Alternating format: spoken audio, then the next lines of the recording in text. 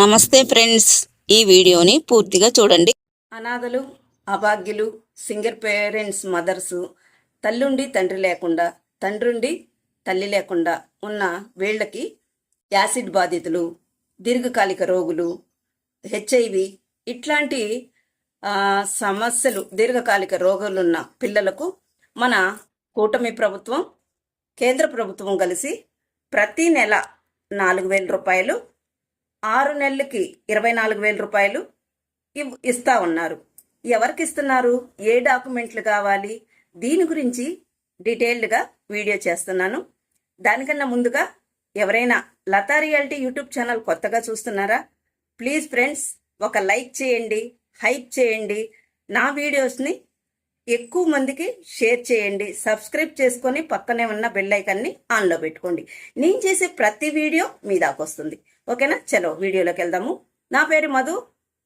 నేను ఈ వీడియో ఎందుకు స్టార్ట్ చేస్తున్నాను అనేది మొన్న నాకు ఒక 4 అయితే కామెంట్ చేశారు. మేడం గారండి, మిషన్ వాత్సల్య దీని గురించి వీడియో చేయండి అని. దాని గురించే మిషన్ వాత్సల్య.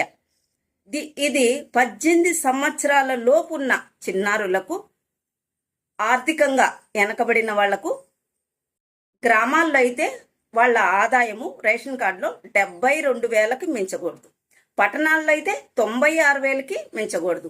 గుర్తుపెట్టుకోండి, 18 సంవత్సరాల లోపు ఉన్న చిన్నారులకు మాత్రమే ఇది వర్తిస్తుంది.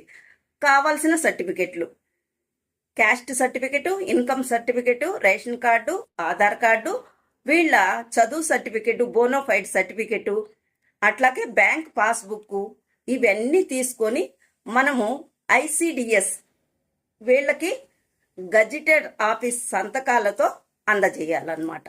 అందజేస్తే ప్రతి నెల 4,000, ప్రతి 6 నెలలకి ఒక 24,000 రూపాయలు అకౌంట్లో వేస్తారంట. ఓకేనా ఫ్రెండ్స్, అర్థమవుతుందా? వాళ్ళ ఖాతాల్లో కానీ, లేదా ఎవరైతే వాళ్ళని చూసుకుంటున్నారో వాళ్ళ ఖాతాల్లో కానీ వేస్తారు. మిషన్ వాత్సల్య ఇది చాలా సమర్థవంతంగా పనిచేస్తుంది. అప్లికేషన్ తీసుకుంటున్నారు. గత ప్రభుత్వం 2025లో అయితే తల్లిదండ్రులు లేని వాళ్ళకు మాత్రమే ఇది తీసుకున్నారనమాట. కానీ ఈ 2026లో సింగిల్ పేరెంట్స్ వాళ్ళకు కూడా తీసుకుంటున్నారు. మీరు దీన్ని చక్కగా ఉపయోగించుకుంటారని నేను ఈ వీడియో చేస్తున్నాను అనమాట.